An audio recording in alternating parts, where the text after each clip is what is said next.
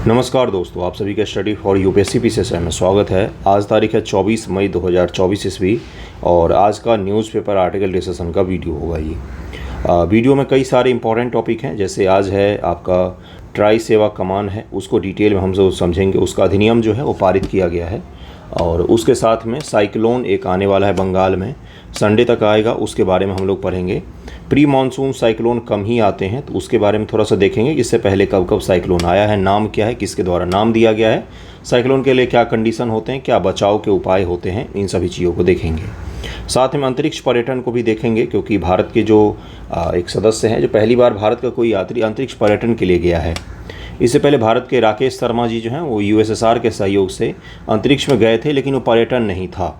उस समय उनको सम्मानित भी किया गया था, राकेश शर्मा जी को। देखेंगे उसके बारे में भी थोड़ा सा हम लोग। और भी इम्पॉर्टेंट टॉपिक हैं जहां से आपके लिए सवाल बन सकते हैं पीटी मेंस में, तो ध्यानपूर्वक देखिएगा, वीडियो को अंत तक देखा कीजिए। 71 बीपीएससी के लिए कल से शुरू हो जाएगा। अगर आपको जुड़ना हो तो आज जुड़ जाइएगा। कल से शुरू हो जाएगा, उसके पश्चात आप ही का लॉस होगा, दिन प्रतिदिन छूटता जाएगा चीज़ें। कल निबंध से हम लोग शुरू करेंगे। सैटरडे है तो कल निबंध से ही शुरू करेंगे हम लोग। संडे को तो सवाल नहीं देता हूँ, उसके पश्चात मंडे से हम लोग कंटिन्यू कर लेंगे सब्जेक्ट को। एनसीईआरटी शुरू कर रहे हैं तो आप जुड़ सकते हैं।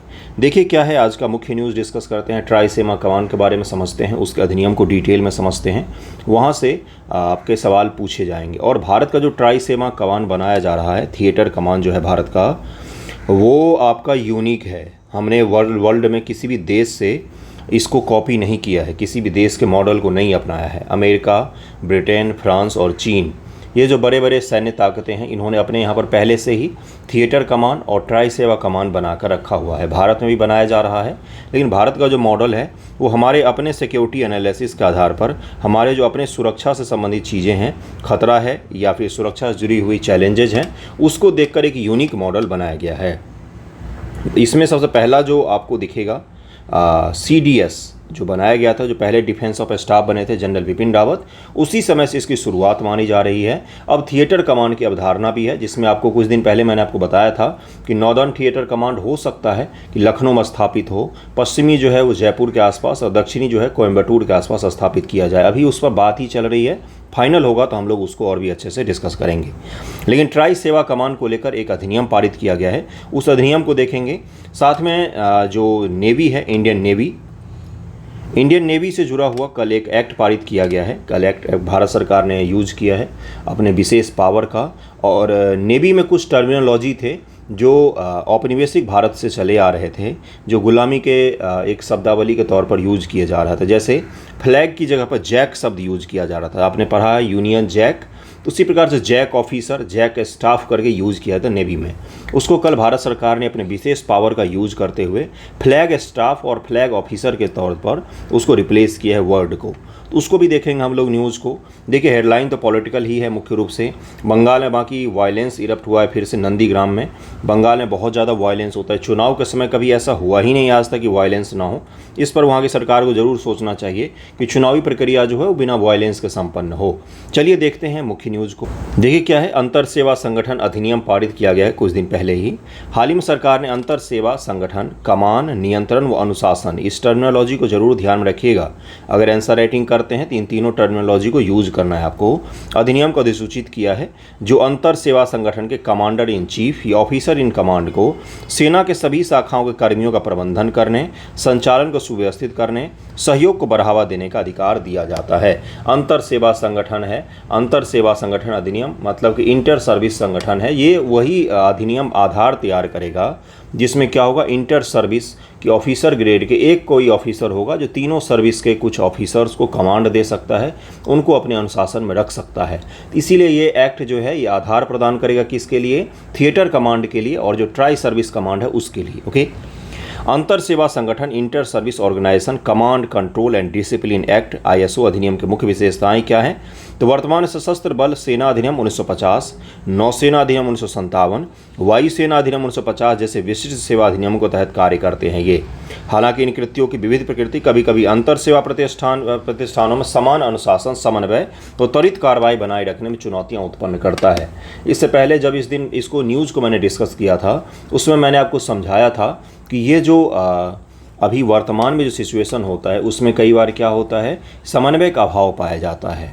तो जो न्यूज़पेपर में टर्मिनोलॉजी यूज़ किया जाता है और भारत सरकार यूज़ करती है उसमें ये बताती है कि किसी विशेष परिस्थिति में किसी विशेष ऑपरेशन को कंडक्ट करवाने के लिए हमें ऐसा चाहिए होगा कि तीनों सेनाएं मिलकर काम करें, तो वहाँ पर इसका उपयोग किया जा सकता है सबसे अच्छे तरीके से।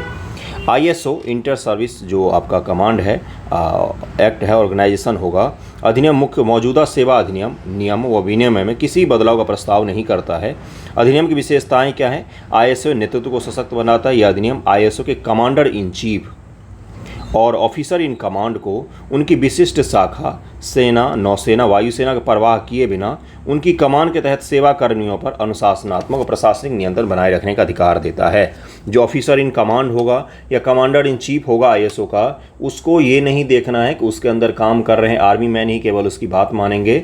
अगर उसने कोई कमांड जारी किया है तो वो तीनों सेना के जो उसके अंदर काम कर रहे हैं, जो उस कमांड के अंदर काम कर रहे हैं, उन तीनों के लिए एप्लीकेबल होगा।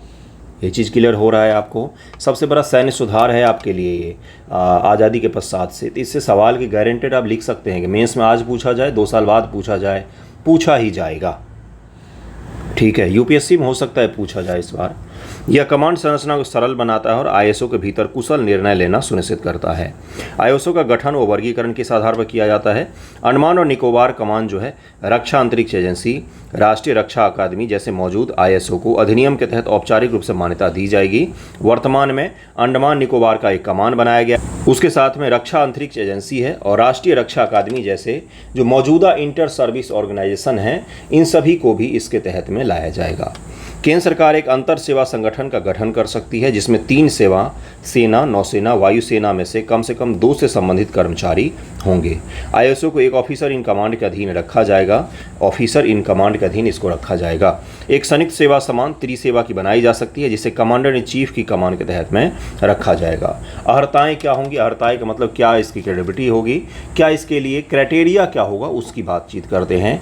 इसे सेना, नौसेना, वायुसेना से अतिरिक्त अन्य केंद्रीय नियंत्रण बलों तक बढ़ाया जा सकता है।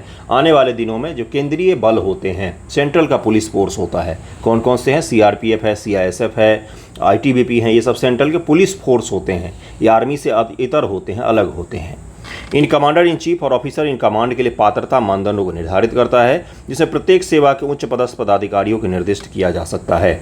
नियंत्रण और कमांडिंग ऑफिसर, केंद्र सरकार ISO पर अंतिम अधिकार रखती है तथा राष्ट्रीय सुरक्षा, प्रशासन और सार्वजनिक हित से संबंधित निर्देश भी जारी कर सकती है। यह ISO के अंतर्गत एक विशिष्ट इकाई, जहाज या प्रतिष्ठान के लिए जिम्मेदार कमांडिंग ऑफिसर पद की स्थापना भी करता है इस अधिनियम के तहत में। वर्तमान में जो बड़ी सैन्य ताकतें आपको दिखती हैं, चाहे वो अमेरिका हो, चीन हो, रूस हो, फ्रांस हो, ब्रिटेन ने भी बनाया हुआ है इस तरह का ट्राई सर्विस कमांड गठित किया हुआ है और इंटर सर्विस कमांड भी गठित किया हुआ है, थिएटर कमांड भी उन्होंने बनाया हुआ है। और उसी तरह का भारत सरकार भी कोशिश करने जा रही, अपने तरह का यूनिक मॉडल है हमारा, हमने कहीं से भी इसको नहीं लिया है। वे उच्च नेतृत्व द्वारा सौंपे गए कर्तव्यों का पालन करेंगे। उनके पास अपने आदेशों के तहत कर्मियों के संबंध में अनुशासनात्मक या प्रशासनिक कार्रवाई शुरू करने का अधिकार होगा। भारत के अंडमान निकोबार द्वीप समूह में पोर्ट ब्लेयर से संबंधित संयुक्त कमांड भारतीय सशस्त्र बलों की पहली त्रिसेवा थिएटर कमांड है। पहला कहाँ पर है त्रिसेवा थिएटर कमांड? अंडमान निकोबार द्वीप समूह में बनाया गया था। वहाँ पर तीनों सेनाओं की ज़रूरत पड़ती है हमें। इन लैंड पर लड़ने के लिए आर्मी भी चाहिए और एयर के लिए एयरफोर्स भी चाहिए, और वहाँ पर चूंकि द्वीप है तो चारों तरफ से रक्षा के लिए नेवी भी चाहिए, इसलिए वहाँ पर सबसे पहली बार गठित किया गया इसको। भारतीय सशस्त्र बल के पास वर्तमान में कुल 17 कमांड है। थल सेना और वायुसेना के साथ साथ कमांड है। नौसेना के पास में 3 कमांड हैं अभी। प्रत्येक कमांड का नेतृत्व एक 4 स्टार रैंक वाला सैन्य अधिकारी करता है, आपको बताइए होगा।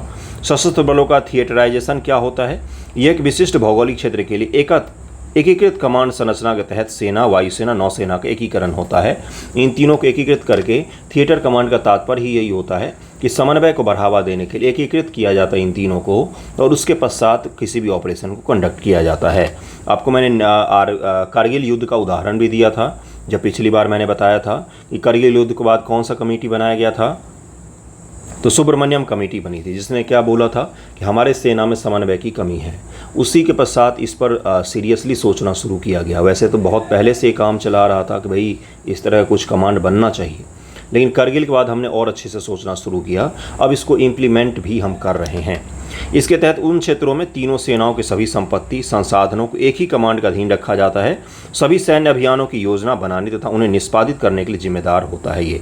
तो इसी को क्या कहा जाता है, थिएटराइजेशन कहा जाता है कि एक एकीकृत कमान होगा, जिसके लिए जैसे मान लीजिए नॉर्दर्न है, नॉर्दर्न क्षेत्र में आने वाले नेवी और एयरफोर्स और आर्मी, इन तीनों के लिए एक कमांड हो जाएगा और किसी ऑपरेशन को कंडक्ट करने के लिए तीनों के संसाधनों को एकीकृत रूप से उपयोग किया जा सकता है।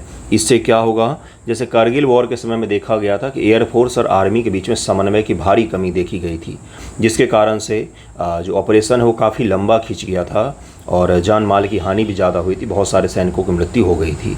तो इसके कारण से इस पर और भी ज़्यादा बल दिया जा रहा है। सशस्त्र बलों के एकीकरण का क्या महत्व हो सकता है, महत्व से आपसे सवाल पूछा जाएगा। संवर्धित परिचालन प्रभावशीलता, मतलब कि जो प्रभावशीलता है वो बढ़ सकती है। संयुक्त योजना, प्रशिक्षण सेवाओं के बीच बेहतर समन्वय, समझ को बढ़ावा देते हैं, जो आधुनिक युद्ध के लिए बहुत ही महत्वपूर्ण है। जो आने वाले युद्ध होते हैं वो नए तरीके के वॉरफेयर से सुसज्जित होते हैं, जिसमें इंफॉर्मेशन शामिल होता है, अंतरिक्ष शामिल होता है, बहुत सारी ऐसे डायमेंशन शामिल हो सकते हैं जो अभी हम सोच नहीं सकते हैं। 2 दिन पहले ही मैंने आपको समझाया है कि पेंटागन ने अपनी रिपोर्ट में बोला कि रूस जो है वो अंतरिक्ष में हथियार तैनात कर रहा है। अब अगर अंतरिक्ष से हथियार गिरता है तो कौन कौन उसके लिए जिम्मेदार होगा उसको रोकने के लिए, ज़रा सोचिएगा। तो इसलिए हमें इस तरह के कमान की आवश्यकता पड़ती है जिसका क्या हो, जिसमें पर्टिकुलरली किसी विशेष क्षेत्र से संबंधित ना हो बल्कि सभी क्षेत्रों को समन्वित करता हो। उदाहरण के लिए अंतर सेवा संगठन अधिनियम 2024 ISO के नेतृत्व को एकीकृत कमांड निष्पादित करने का अधिकार देता है। त्वरित निर्णय लेना, इसके पश्चात आसानी हो जाएगा। त्वरित निर्णय बहुत मायने रखता है किसी भी सुरक्षा के परिदृश्य से। त्वरित निर्णय कि भाई क्विक डिसीजन लिया जाए किसी भी चीज़ को लेकर। 2019 में स्थापित चीफ ऑफ डिफेंस स्टाफ सरकार का एकल बिंदु सैन्य सलाहकार है, जो रक्षा योजना, खरीद और बेहतर समन्वय की सुविधा प्रदान करता है। चीफ ऑफ डिफेंस स्टाफ का क्या महत्व था, अभी तक ये सवाल अगर नहीं पूछा गया तो पूछा जा सकता है आपसे। इसका महत्व ये था CDS के पद का कि कोई चीज़ हमें खरीदना है तो तीनों के लिए अलग अलग नहीं खरीदना है, बल्कि चीफ ऑफ डिफेंस स्टाफ जो होते हैं वो क्या करेंगे, वो सरकार के साथ में विदेश रक्षा मंत्री को एडवाइस देते हैं, तीनों सेनाओं से जुड़े हुए चीज़ों पर एडवाइस दे सकते हैं।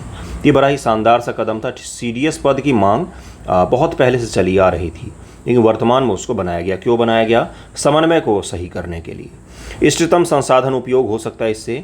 और सशस्त्र बलों के एकीकरण के समय सरकार की पहल कौन कौन सी है, अभी वर्तमान में ये पारित किया गया है। इससे पहले चीफ ऑफ डिफेंस स्टाफ बनाया गया था। इंटीग्रेटेड थिएटर कमांड पर विचार किया जा रहा है।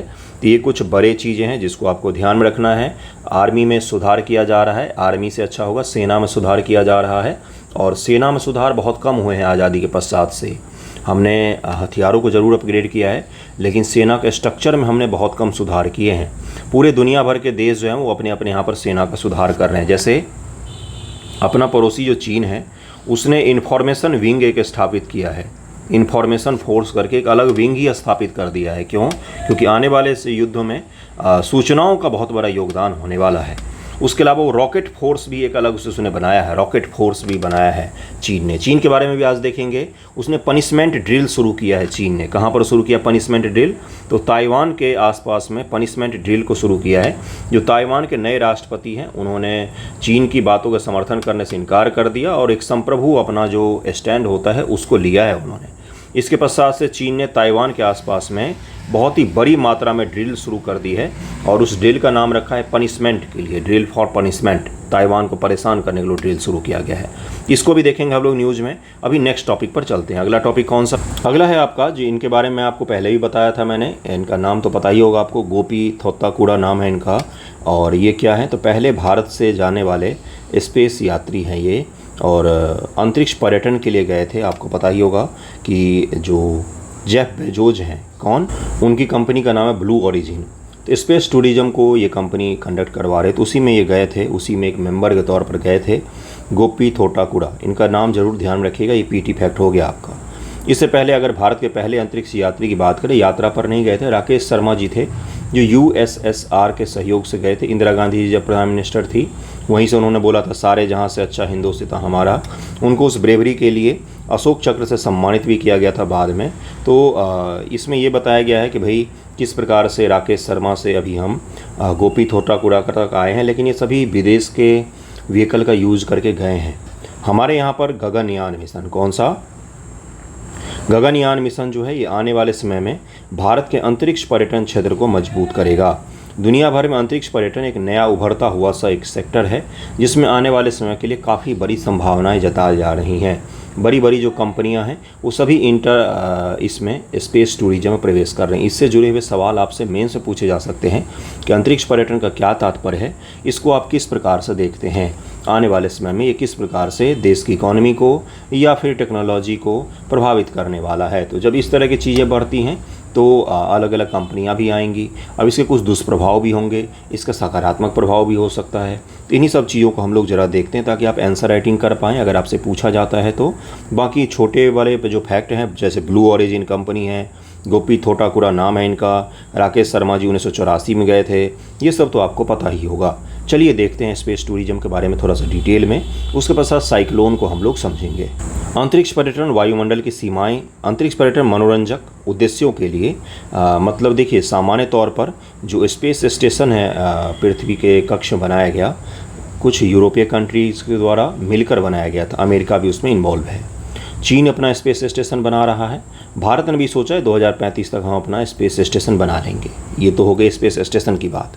तो उस पर जो एस्ट्रोनॉट्स जाते हैं वो किस उद्देश्य से जाते हैं, तो वो जाते हैं रिसर्च कंडक्ट करवाने के लिए। वहाँ पर रिसर्च किया जाता है अलग अलग चीज़ों पर, उसके पश्चात वो सुरक्षित रूप से वापस आ जाते हैं। तो अंतरिक्ष में तो लोग जा ही रहे हैं, लेकिन पर्यटन के दृष्टिकोण से, मनोरंजन के दृष्टिकोण से कुछ समय बिताने के लिए पृथ्वी के बाहर कैसा स्पेस दिखता है वो देखने के लिए जाना जो होता है उसी को पर्यटन कहा जाता है। दोनों में डिफरेंस है, ध्यान में रखिएगा। ये एस्ट्रोनॉट्स नहीं होते हैं, ये यात्री होते हैं केवल।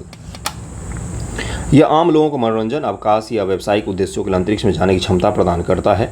यह उन व्यक्तियों के लिए अंतरिक्ष को अधिक सुलभ बना देगा जो अंतरिक्ष यात्री नहीं हैं, गैर वैज्ञानिक उद्देश्यों के अंतरिक्ष में जाना चाहते हैं। जिनके पास पैसा है, खर्च करने के लिए कुछ मिल नहीं रहा है, तो चलो स्पेस देख कर आते हैं, तो उसी में बैठ कर चले जाते हैं। स्पेस में भी क्या बहुत डीप स्पेस में जाते हैं नहीं, पृथ्वी का जो बाहरी ऑर्बिट है, पृथ्वी के जो ठीक ऊपर का लोअर अर्थ ऑर्बिट है, उससे थोड़ी ऊपर की दूरी कामरान लाइन, मैं अभी पढ़ाऊंगा आपको, वहीं तक जाते हैं। कामरान लाइन भी बोलते हैं, कामरान लाइन भी बोलते हैं इसको। 3 निजी कंपनियां ब्लू ऑरिजिन, वर्जिन गैलेक्टिक व स्पेस एक्स अब अंतरिक्ष में विभिन्न शोधों का पता लगाने के लिए मानव प्रयासों का नेतृत्व कर रही हैं। मुख्य रूप से अभी 3 कंपनियां काम कर रही, तीनों के तीनों अमेरिका आधारित कंपनियां हैं। भारत में अभी किसी कंपनी के पास में इतनी कैपेसिटी डेवलप नहीं हो पाई है। दरअसल में कुछ दिन पहले ही एक सुन रहा था मैं कुछ, तो उसमें बताया गया कि भारत के जितने भी स्टार्टअप बने हैं ना, ध्यान से सुनिएगा, स्टार्टअप जितने भी बने हैं ना, या जो भारत की कंपनियाँ हैं ना, वो केवल और केवल सर्विस प्रोवाइड करने में ही जा रही है। स्टार्टअप का तात्पर्य जो नई कंपनियां भी बनी हैं, दुनिया में स्टार्टअप के मामले हम तीसरे नंबर पर हैं, लेकिन सभी कंपनियां स्टार्टअप में आपको ब्लिंकिट दिखे या अनअकैडमी दिखे या बायजू तो बंद ही हो गई, बायजू दिखे या कोई और कंपनी दिखे, सब सर्विस प्रोवाइडर हैं स्टार्टअप। कोई मैन्युफैक्चरिंग में नहीं है, कुछ नया बनाने में नहीं है। एक स्पेस को लेकर भारत में कंपनी शुरू जरूर हुई है, लेकिन अभी वो शुरुआती चरण में ही, अभी उसको डेवलप होने में 50-60 साल का समय लगेगा कम से कम।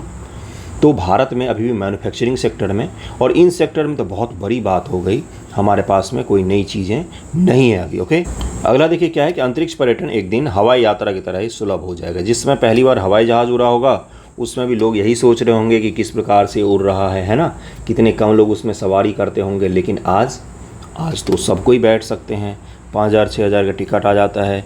कार्बन रेखा अंतरिक्ष की अंतर्राष्ट्रीय स्तर पर मान्यता प्राप्त सीमा है। देखिए क्या है ये एक्सोस्फीयर है, ये थर्मोस्फीयर है, ये मीजोस्फीयर है, ये स्ट्रेटोस्फीयर है, ये ट्रोपोस्फीयर है। तो यहाँ पर थर्मोस्फीयर में आपका कार्बन लाइन रहता है, इसी के ऊपर जाते हैं जो यात्री होते हैं, इसी के ऊपर उनको ले जाया जाता है। अब आपको समझ में आ गया होगा।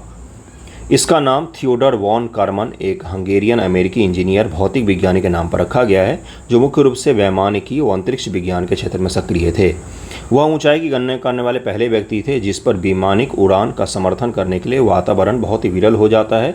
वह स्वयं 83.6 किलोमीटर की दूरी तक पहुँचे भी थे। फेडरेशन एरोनॉटिक इंटरनेशनल कार्बन रेखा को पृथ्वी के औसत समुद्र तल से 100 किलोमीटर की ऊंचाई के रूप में परिभाषित करता है। इसका जो डेफिनेशन आप जाएंगे आधिकारिक रूप से, वो कार्बन लाइन का क्या है, तो पृथ्वी के समुद्र सतह से समुद्र तल से 100 किलोमीटर की ऊंचाई तक ये जो अंतरिक्ष पर्यटन है इसमें आपको बिठा कर ले जाएंगे। कितने किलोमीटर की ऊंचाई तक, तो 100 किलोमीटर की ऊंचाई तक। FAI हवाई खेलों हेतु वैश्विक शासी निकाय है और मानव अंतरिक्ष यान के संबंध परिभाषाओं का भी निर्धारण FAI के द्वारा ही किया जाता है। हालांकि अन्य संगठन इस परिभाषा का उपयोग नहीं करते हैं। अंतरिक्ष के किनारों को परिभाषित करने वाला कोई भी अंतर्राष्ट्रीय कानून नहीं है, इसलिए राष्ट्रीय हवाई क्षेत्र की सीमा जो है, देखिए दरअसल में अंतरिक्ष के किनारों को डिफाइन करने का कोई इंटरनेशनल लेवल पर कोई कानून नहीं है कि कहाँ से अंतरिक्ष शुरू होता है। लेकिन जो 100 किलोमीटर से ऊपर की कार्बन लाइन है, उसको मान लिया जाता है कि यही वो सीमा है जिसके ऊपर स्पेस शुरू हो जाता है। तो इसी के ऊपर आपको ले जाएंगे। अब इसका क्या योगदान है भाई, तो आने वाले सेक्टर के लिए, आने वाले दिनों के लिए सबसे बड़ा सेक्टर है। भारी मात्रा में इसमें निवेश किया जा रहा है भारत के बाहर, भारत में अभी नहीं किया जा रहा है। भारत में इसरो इसमें काम जरूर कर रही है। गगनयान उसकी शुरुआत माना जा सकता है कि हम मानव को पहली बार अंतरिक्ष में लेकर जाएंगे। अगर सफल होता है तो मानव को अंतरिक्ष में लेकर जाना इतना आसान काम नहीं होता है। दूसरा क्या है, दूसरा है कि वैज्ञानिकता को बढ़ावा देगा, कहीं न कहीं दुनिया भर में वैज्ञानिकता को ये बढ़ावा देगा। और तीसरा ये भी है कि जब अंतरिक्ष पर्यटन शुरू होगा तो जाएंगे यात्री तो अंतरिक्ष में, लेकिन सारा पॉल्यूशन पृथ्वी पर छोड़ के जाएंगे। अभी तो एका दुक्का कहीं कहीं कोई स्पेस एजेंसी है जो है वही अपने रॉकेट छोड़ती है और सामान्य तौर पर सैटेलाइट के लिए छोड़े जाते हैं। लेकिन जब यात्रियों की संख्या बढ़ जाएगी तो हो सकता है डेली बेसिस पर छोड़ा जाए तो और भी ज़्यादा इससे क्या होगा, पॉल्यूशन वगैरह चीज़ें जो हैं वो बढ़ सकती हैं। तो इसका ज़रूर ध्यान में रखिएगा। कुछ मेरिट कुछ डिमेरिट दोनों हैं। दूसरा ये भी है कि बहुत ज़्यादा कॉस्टली है, अमीर वर्गों के लिए सीमित होगा, बाकी किसी के लिए नहीं होगा। चौथा ये भी है कि एक देशों के बीच में भी डिवाइड को पैदा करेगा ये। कई सारे देश हैं जो मूलभूत सुविधाओं से भी लड़ रहे हैं और कई सारे ऐसे देश हैं जो स्पेस टूरिज्म तक को बढ़ावा दे रहे हैं। तो अलग अलग दुनिया में एक डिवाइड क्रिएट हो सकता है, इसको ज़रूर ध्यान में रखिएगा। नेक्स्ट टॉपिक पर चलते हैं। अगला टॉपिक है कि पश्चिम बंगाल में एक बड़ा ही खतरनाक स्तर का, पश्चिम बंगाल और बांग्लादेश में एक साइक्लोन आने वाला है, उसके बारे में हम लोग देखते हैं। देखिए यही वो न्यूज़ है जिसमें बताया गया कि रिमल, क्या नाम है इसका, तो इस साइक्लोन का नाम है रिमल, REMAL। और ये नाम किसके द्वारा दिया गया रिमल, तो ये ओमान के द्वारा दिया गया है। ओमान जो नोमेनक्लेचर है साइक्लोन का नाम रखने की प्रणाली है, वो कैसे रखा जाता है, इसमें 13 देश हैं। जैसे मान लीजिए इंडिया है, पाकिस्तान भी है, बांग्लादेश है, म्यांमार है, इसी तरह से और देश हैं। इंडिया ने क्या किया, 13 नाम दे दिया, नाम दिया ABCDE, इसी प्रकार से 13 दे दिया। पाकिस्तान ने भी दिया, मान लीजिए EFGHI ये दे दिया। इसी तरह से बांग्लादेश ने भी दे दिया। तो कोई साइक्लोन आया तो पहले ये नाम रखा जाएगा, उसके पश्चात से ये नाम रखा जाएगा, फिर ये नाम रखा जाएगा, फिर ये नाम रखा जाएगा, उसके पश्चात से ये नाम रखा जाएगा। तो 13 देश यहाँ पर हो गए। 13 नाम देते हैं। तो आप 13 को 13 से मल्टीप्लाई कर दीजिए, जितने नाम होंगे वो रोटेशन में चलते रहते हैं। अब जब यहाँ तक एंड हो जाएगा तो फिर यहाँ से शुरू होगा, फिर यहाँ पर आएगा, फिर यहाँ पर आएगा, फिर यहाँ पर आएगा। इसी प्रकार से नोमेनक्लेचर डिसाइड किया गया है। नोमेनक्लेचर क्यों डिसाइड किया गया था, इसलिए डिसाइड किया गया था कि आपदा प्रबंधन से जुड़ी हुई चीज़ों को लेकर थोड़ी सी सुविधा हो, और जो आपदा है उससे लड़ने में ये देश जो हैं जो समान रूप से परिभाषित होते हैं। अगर हिंद महासागर में आता है साइक्लोन, जैसे अभी जो साइक्लोन आएगा, तो वो तो इसलिए नहीं आएगा कि हम केवल भारत के लिए आए हैं, उसको तो सीमा नहीं पता है। सीमाएं तो इंसानों के लिए होती हैं। तो हम बांग्लादेश और भारत जो है दोनों समान रूप से प्रभावित होंगे। तो एक नाम अगर रहेगा तो न्यूज़ में लेकर, लोगों को जागरूक करने को लेकर, और उसके साथ में आपदा प्रबंधन में जुड़ी हुई चीज़ों को लेकर काफ़ी सुविधा महसूस की जाती है। इसीलिए इस प्रकार का नोमेनक्लेचर को डिसाइड किया गया था।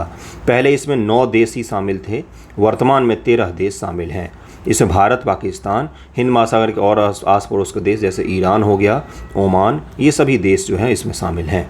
अभी वर्तमान में जो आ रहा है उसका नाम किसके द्वारा दिया गया है, उसका नाम दिया गया है आपका ओमान के द्वारा।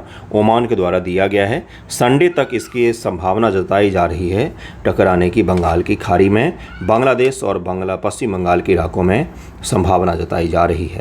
इसमें ये बोला गया है कि प्री मानसून सीजन में, इससे पहले अगर हम लोग देखेंगे तो बे ऑफ बंगाल में अम्फन तूफान 2020 में, यास 2021 में, आसानी 2022 में और मोचा 2023 में ये कुछ बड़े तूफान आए थे। निसर्ग, उसके अलावा टुट्टू कटे, या आपने सुना होगा, बहुत सारे तूफान आए। प्री मानसून सीजन में सामान्य तौर पर साइक्लोन कम आता था, लेकिन अब उनकी फ्रीक्वेंसी बढ़ गई, हर साल ही एक आध हमें देखने को मिलता है। तो साइक्लोन का कंडीशन, उष्णकटिबंध में साइक्लोन क्या होता है, क्या कंडीशन होते हैं, कैसे उससे निपटा जा सकता है। आपसे आपदा प्रबंधन में यही पूछेगा कि हाल ही में आए साइक्लोन ने काफ़ी ज़्यादा लोगों के प्रभावित किया, उससे किस प्रकार से निपटा जा सकता है, क्या उसके प्राकृतिक निपटान के तरीके हो सकते हैं, क्या मानव निर्मित तरीके हो सकते हैं, आपसे वही पूछा जाएगा मेंस में।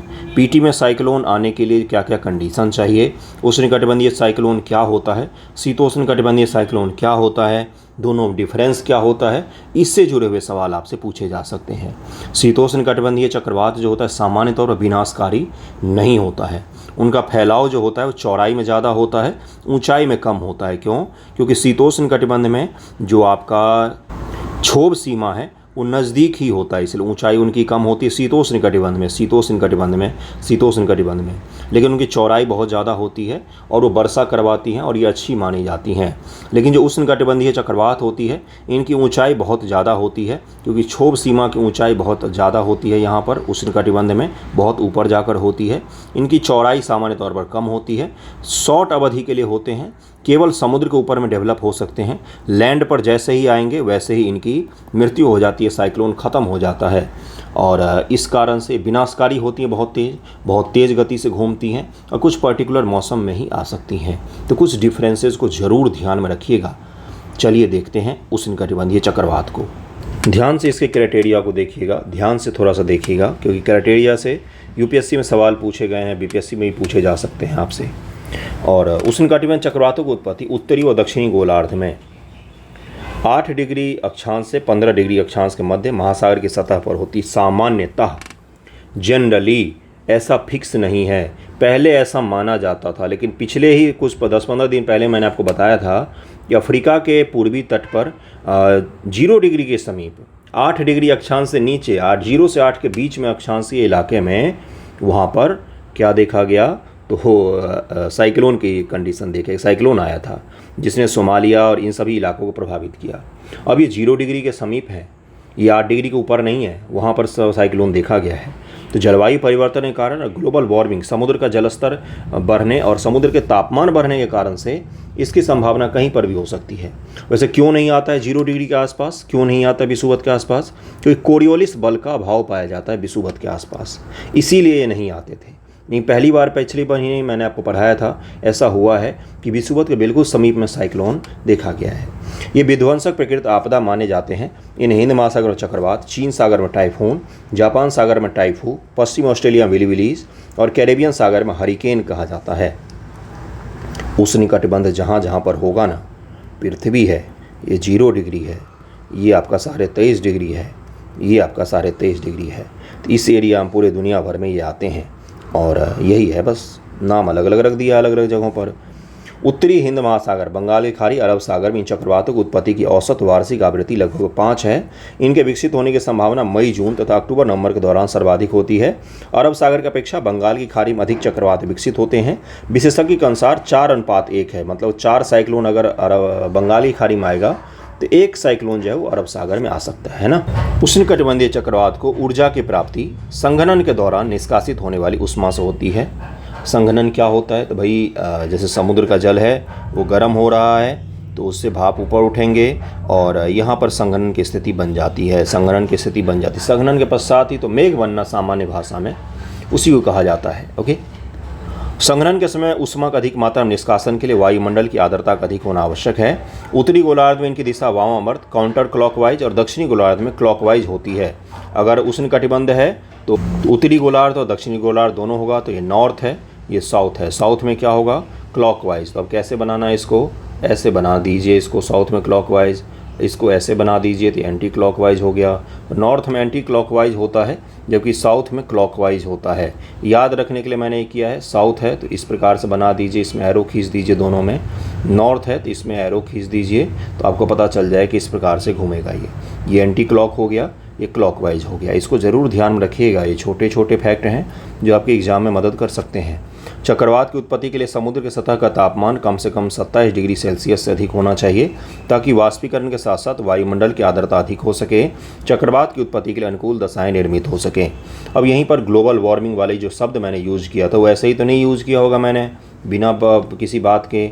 और जो मैंने यूज़ किया कि समुद्र का तापमान, तो 27 डिग्री तापमान सामान्य तौर पर मई जून और अक्टूबर महीने के आसपास से पाया जाता है। लेकिन अगर बीच में तापमान बढ़ गया, तो अगर समुद्र के टेम्परेचर ऑटोमेटिक बढ़ गया पूरे दुनिया भर का, तो साइक्लोन की जो फ्रीक्वेंसी है वो बढ़ जाएगी। क्यों बढ़ जाएगी? क्योंकि सामान्य तौर पर समुद्र का तापमान 27 डिग्री से ज़्यादा सभी जगहों पर नहीं रहते हैं, और अगर वो रहने लग गए तो साइक्लोन की संभावना और भी ज़्यादा हो जाएगी। चक्रवातों का नामांकन, आरंभ में इसको अक्षांश और देशांतर के आधार पर जाना जाता था, परंतु भ्रम की स्थिति होने पर इसका नामांकन आरंभ किया गया। 19वीं सदी के उत्तरार्धी में एक ऑस्ट्रेलियाई मौसम विज्ञानी महिलाओं के नाम पर इसका नामांकन शुरू किया। 1978 तक इसकी परिपाटी का पालन किया जाता रहा, परंतु अब पुरुष तथा महिला दोनों के नाम पर इसका नामांकन किया जाता है। हिंद महासागर क्षेत्र में नामांकन की शुरुआत 2004 में की गई। कब की गई? 2004 में, जिसमें शामिल 13 देश Bangladesh, Bharat, Maldives, Myanmar, Oman, Pakistan, Sri Lanka, Thailand, Qatar, Saudi Arab, संयुक्त अरब अमीरात, यमन है। पहले ही नामों की सूची तैयार कर नामांकन करने वाली समिति को सौंप देते हैं, और अभी जो मैंने आपको बताया कि पहला नाम, दूसरा नाम, तीसरा नाम, इस प्रकार से रखा जाता है। ये चक्रवात के विरुद्ध सामान्य एवं तैयारी उपाय कौन से हैं? यही उपाय हैं जो आपको पूछा जाएगा एग्जाम में, और आपको लिखना भी पड़ेगा। कौन कौन से उपाय कर सकते हैं? खतरों का मानचित्रण, कि भाई खतरा कहाँ पर आने वाला है। आपको पता है, अगर आपने NCERT पढ़ा होगा तो उसमें एक 1998 और 2000 ईस्वी के आसपास उड़ीसा में एक भयानक तूफान आया था, इसी प्रकार का साइक्लोन, जिसके कारण बहुत बड़ी संख्या में लोगों की मृत्यु हुई थी। आज तक के सबसे ज़्यादा मृत्यु वाले आंकड़ों में से एक है वो। उसके पश्चात भारत सरकार ने साइक्लोन से निपटने के लिए बहुत बड़े स्तर पर कोशिशों को शुरू किया, जिसके पश्चात अब हम क्या करते हैं कि भविष्यवाणी करते हैं साइक्लोन की। अभी हमें पता है कि पश्चिम बंगाल में किस डेट को आएगा, एग्जैक्ट टाइम भी पता कर लेंगे, तो फिर क्या करते हैं हम वहाँ से रेस्क्यू कर देते हैं लोगों को, जिससे जान माल की हानि कम होती है। तो जो भारत ने अंतरिक्ष सेक्टर में अच्छा काम किया है, इसरो ने जो अच्छा काम किया है, मौसम संबंधी इसरो ने अच्छा काम किया है, उसका परिणाम ये है कि डायरेक्टली लोगों के जीवन की हम रक्षा कर पाते हैं, हम भविष्यवाणी कर पाते हैं, हमें पता होता है कब कौन सी इस तरह की आपदा आने वाली है। ओके, मानचित्रण करते हैं हम सबसे पहले। भूमि उपयोग का विनिमय, भूमि उपयोग को नियंत्रित करना, भवन संहिता लागू करने के लिए नीतियों का कार्यान्वयन करना। ऐसे संवेदनशील क्षेत्रों को मानव बस्तियों के बजाय पार्कों, चारागाहों या बाढ़ अपवर्तन, फ्लड डाइवर्जन के लिए उपयोग किया जाना चाहिए। इंजीनियर्ड संरचनाएं बनाई जाती हैं ताकि इस तरह के अगर चक्रवात आते हैं तो उसमें उस संरचना को नुकसान न हो। खंभों या मिट्टी के टीलों पर भवनों का निर्माण करना, इन भवनों को हवा व जल प्रतिरोधी भी होना चाहिए। खाद्य सामग्री का भंडारण करने वाले भवन को हवा व जल के खतरों से सुरक्षित होना चाहिए, ताकि पता चला कि साइक्लोन आया, साइक्लोन रिलीफ के लिए जो चीज़ें हमने रखी हुई थी सबसे पहले वही उड़ गया। इसलिए इस प्रकार की चीज़ें सोची जाती है। आप ही के जैसे कोई ऑफिसर बनते हैं तो वही सोचते हैं। चक्रवात आश्रय स्थल बनाया जाना चाहिए। जो लोग ऐसी जगहों पर रहते हैं जहाँ प्राय चक्रवात आते हैं, अपनी सुरक्षा के लिए चक्रवात आश्रय स्थल की आवश्यकता रखते हैं कि भई उनके घर के इलाके के आसपास चक्रवात आ गया है, उनको सुरक्षित किसी स्थान पर पहुँचाया जाए। चक्रवात आश्रय स्थल का निर्माण महंगा होता है, इसलिए वे आमतौर पर मदद के लिए सरकार पर या बाहरी दानकर्ता पर निर्भर होते हैं। क्षेत्र के भूगोल का मानचित्रण करने वाली प्रणाली का उपयोग करके चक्रवात आश्रय स्थलों के लिए सर्वोत्तम स्थान का चयन किया जा सकता है। किसी पर्टिकुलर क्षेत्र में कौन सा ऐसा जगह है जहां पर चक्रवात आश्रय स्थल बनाया जाए ताकि लोग वहां पर सुरक्षित रह सकें। बाढ़ प्रबंधन करना चाहिए हमें, क्योंकि चक्रवात में भारी वर्षा भी देखी जाती है, जिसके पश्चात फ्लड का सिचुएशन बन सकता है।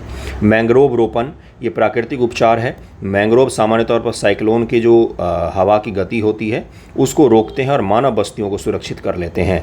इसलिए मैंग्रोव का उपयोग सुनामी और साइक्लोन दोनों में किया जाता है प्राकृतिक उपचार के तौर पर। ध्यान में रखिएगा, मैंने सुनामी वाले रिलीफ में का सवाल दिया था तो उसमें किसी ने इसकी चर्चा नहीं की थी। समुदायों को मैंग्रोव रोपण में भागीदारी करना चाहिए, जो स्थानीय अधिकारियों, गैर सरकारी संगठन, स्वयं समुदाय द्वारा आयोजित किए जा सकते हैं। मैंग्रोव क्या होते हैं? खारे पानी में उगने वाले वन होते हैं। जन जागरूकता का निर्माण करना चाहिए, पब्लिक अवेयरनेस फैलाएं, जिससे क्या हो, लोग सुरक्षित रहें। पूर्व चेतावनी प्रणाली, अर्ली वार्निंग सिस्टम तो हमने डेवलप किया ही है और हमारे देश में अच्छा खासा काम भी करता है। जैसे अभी हमें पता चल गया कि कौन सा चक्रवात कब, किस समय, किस दिन टकराने वाला है।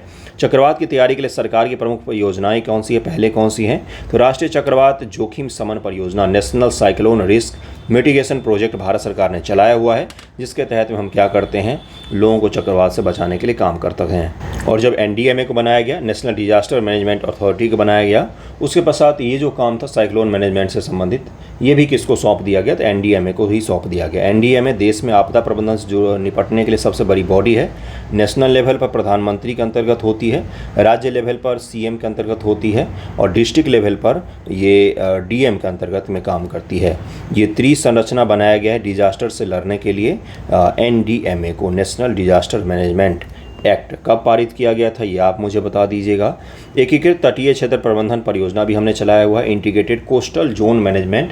इसके तहत भी हम क्या करते हैं, मैंग्रोव वगैरह का संरक्षण करते हैं, और पर्टिकुलरली भवन कोड लागू करते हैं कि भाई किस प्रकार भवन बनने चाहिए तट पर, किस प्रकार के नहीं बनने चाहिए, और इसके द्वारा भी हम साइक्लोन से निपटते हैं। तो ये कुछ निपटने के सरकारी इंतजाम थे। बाकी आपको अपने यूनिक पॉइंट जो लिखने पड़ेंगे वो भी मैंने आपको बताया कि क्या क्या किया जा सकता है, इसको ज़रूर ध्यान में रखिएगा। नेक्स्ट टॉपिक पर चलते हैं।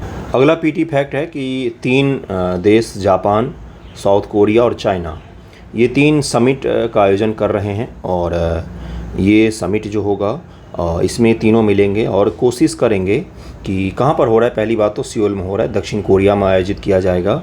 और ये तीनों देश किन किन क्षेत्रों में काम करने के लिए सोच रहे हैं, तो इकोनॉमी, ट्रेड, टेक्नोलॉजी और हेल्थ, ये 6 एरिया में से कुछ मेजर एरिया हैं जहाँ पर ये देश काम करेंगे।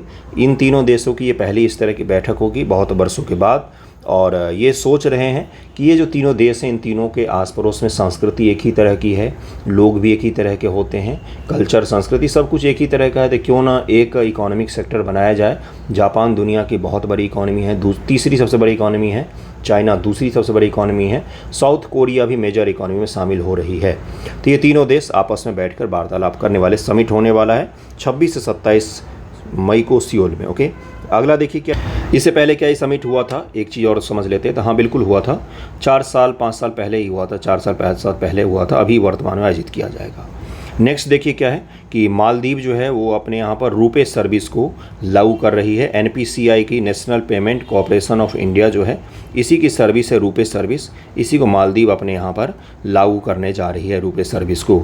जिस प्रकार से वीज़ा और मास्टर कार्ड आपका होता है, उसी प्रकार का रुपे कार्ड भी होता है, ये भी उसी प्रकार का पेमेंट गेटवे मुहैया करवाता है। ये national payment corporation of India जो है उसका बनाया हुआ है, और इसको मालदीव सरकार अपने यहाँ पर लॉन्च करने जा रही है। तो ये PT फैक्ट छोटा सा हो सकता है आपके लिए। नेक्स्ट है आपका ब्रेन ईटिंग अमीबा के बारे में, इसको हम लोग समझेंगे डिटेल में, क्योंकि ये आपसे पूछा जा सकता है, PT में भी, साइंस एंड टेक में पूछा जा सकता है, और मेंस में भी इससे जुड़ा हुआ शॉर्ट आंसर पूछा जा सकता है। ब्रेन ईटिंग अमीबा आजकल चर्चा में है, और ये क्या होता है, किस प्रकार से प्रभावित करता है, क्या इसके लक्षण होते हैं, क्या नाम है इसका, क्यों इसको ब्रेन ईटिंग अमीबा कहा जाता है, इन सभी चीज़ों को हम लोग डिटेल में समझ लेते हैं। देखिए इसका नाम क्या है, इसका नाम है नेग्लेरिया फाउलेरी ब्रेन ईटिंग अमीबा, इसको सामान्य तौर पर कहा जाता है। क्या नाम है इसका, नेग्लेरिया फाउलेरी इसका नाम है, और सामान्य तौर पर ब्रेन ईटिंग अमीबा के रूप में जाना जाता है। यह सिंगल सेल वाला एक जीव होता है, सिंगल सेल आपने पढ़ा होगा, जो झीलों, उष्ण झरनों और ख़राब रख रखाव वाले स्विमिंग पूल जैसे गर्म ताज़े जलीय वातावरण में सामान्य तौर पर पाया जाता है। कितने कॉमन जगहों पर पाया जाता है, झील बड़ा ही कॉमन सा प्लेस है जहाँ पर कोई भी जाना चाहेगा। उष्ण झरनों, ख़राब रख रखाव वाले स्विमिंग पूल जो होते हैं गंदे से, घटिया से, उसमें भी पाए जाते हैं। यह सूक्ष्म जीव है, जिस कारण से इसे केवल माइक्रोस्कोप से ही देखा जा सकता है। सिंगल सेल का जीव है तो सूक्ष्म तो होगा ही। अमीबा नासिका के माध्यम से शरीर में प्रवेश करती है, गंभीर मस्तिष्क संक्रमण का कारण बन सकता है। इसे प्राइमरी आमीबिक मेनिंगो एन्सेफलाइटिस कहा जाता है, PAM कहा जाता है, इसी का कारण बन सकती है ये। और फिर क्या करती है, ये मस्तिष्क को संक्रमित करती है। कई सारे ऐसे जीव होते हैं जो फेफड़ा को संक्रमित करते हैं, किडनी को संक्रमित करते हैं, ये मस्तिष्क को संक्रमित करता है, इसी कारण से इसको ब्रेन ईटिंग अमीबा कहा जाता है। देख सकते हैं किस तरह का होता है, कितना सूक्ष्म होता है। मानव शरीर में संचरण, दूषित जल में तैरने अथवा गोता लगाने या धार्मिक अनुष्ठानों के लिए उपयोगी जैसी गतिविधियों के दौरान ये आमतौर पर नाक और नासिका मुख के माध्यम से संचारित होता है और उसी के द्वारा प्रवेश करता है आपके शरीर में। यह घ्राण तंत्रिका के माध्यम से मस्तिष्क में चला जाता है, जिससे मस्तिष्क ऊतकों में गंभीर सूजन होता है, फिर ये ऊतक नष्ट हो जाते हैं। इसी कारण से इसको कहा जाता है ब्रेन ईटिंग। ब्रेन की जो अलग अलग टिश्यू हैं वो ख़त्म होने लग जाते हैं। क्या है अगला कि नेग्लेरिया फाउलेरी संक्रमण एक व्यक्ति से दूसरे में नहीं फैलता है। ये इसकी सबसे बड़ी पॉजिटिव पॉइंट है हमारे लिए कि ये इंसानों से इंसानों में नहीं फैलता है। ये आपसे पीटी में स्टेटमेंट बनाकर पूछा जा सकता है कि ये जो ब्रेन ईटिंग अमीबा है ये सामान्य तौर पर कहाँ पर होते हैं। तो जलीय स्रोत, दूषित जल वाले स्रोत में सामान्य तौर पर होते हैं और ये ब्रेन को प्रभावित करते हैं, उसको संक्रमित करते हैं और ये मानव से मानव में नहीं फैल सकते हैं। ये सबसे बड़ी ये चीज़ है इसके लिए। हालांकि मानव शरीर नेग्लेरिया फाउलेरी के प्रति सामान्यतः संवेदनशील होते, फिर भी इनका संक्रमण अत्यंत दुर्लभ होता है। कमजोर प्रतिरक्षा तंत्र, नासिका अथवा साइनस की दीर्घकालिक समस्या, गर्म ताजे जल के संपर्क में आना आदि जैसी कुछ कारक इसकी सुभेद्यता को बढ़ा सकते हैं और इसी कारण से होता है। सामान्य तौर पर मानव का जो प्रतिरक्षा तंत्र है वो इसको ख़त्म कर देता है। रेयरेस्ट ऑफ द रेयर में ये फैलता है, ये भी बताया जा रहा है। लक्षण पूर्वानुमान, लक्षण आमतौर पर संक्रमण के 1 सप्ताह के अंदर दिखाई देते हैं। इससे गंभीर सिरदर्द, बुखार, मतली, उल्टी, गर्दन मकरन, भ्रम ये सब चीज़ हो सकता है। मति भ्रम ये सब भी हो सकता है। संक्रमण तेजी से बढ़ता है, कोमा तथा मृत्यु कारण बन सकता है। इसमें जीवित रहने की संभावना बहुत कम होती है। अगर आपके ब्रेन के टिश्यू को कोई चीज़ ख़त्म करने लग जाएगा तो इंसान कैसे जीवित रहेगा। और 1 सप्ताह के बाद इसके लक्षण दिखते हैं, तब तक ये गंभीर नुकसान पहुँचा चुका होता है। उपचार में दवाओं का संयोजन शामिल है। दवा मिल्टेफोसिन ने प्रयोगशाला स्टिगेंस में नेग्लेरिया फाउलेरी को खत्म करने प्रभावकारिता दिखाई है। कुछ जीवित बच गए लोगों के उपचार में इसका सफलतापूर्वक उपयोग किया गया है। उपचार के बाद भी 97% की दर्ज मृत्यु दर के साथ नेग्लेरिया फाउलेरी संक्रमण से बचने की संभावना कम रहती है। 97% इसमें डेथ रेट है। 97% अगर 100 लोगों को होता है तो उसमें से 97 लोग मर जाते हैं। कोरोना अगर 100 लोगों को होता था तो उसमें मोर्टेलिटी रेट तो बहुत ही कम था, 3 या 4 भी नहीं था। 3 तो सबसे ख़राब वेरिएंट का था, लेकिन वो संक्रमित होता था, इंसान से इंसान में बहुत तेज़ी से फैलता था। ये इंसान से इंसान में नहीं फैलता है, लेकिन इसमें मोर्टेलिटी रेट बहुत ज़्यादा है। तो इसको ज़रूर ध्यान में रखिएगा। और कई सारे इंपॉर्टेंट टॉपिक आज हमने कवर किए हैं। ये पीटी के लिए आपके लिए बेहद इंपॉर्टेंट टॉपिक है ये। ओके, तो कैसा लगा है वीडियो ज़रूर बताइएगा। थैंक यू सो मच आप सभी का वीडियो देखने के लिए।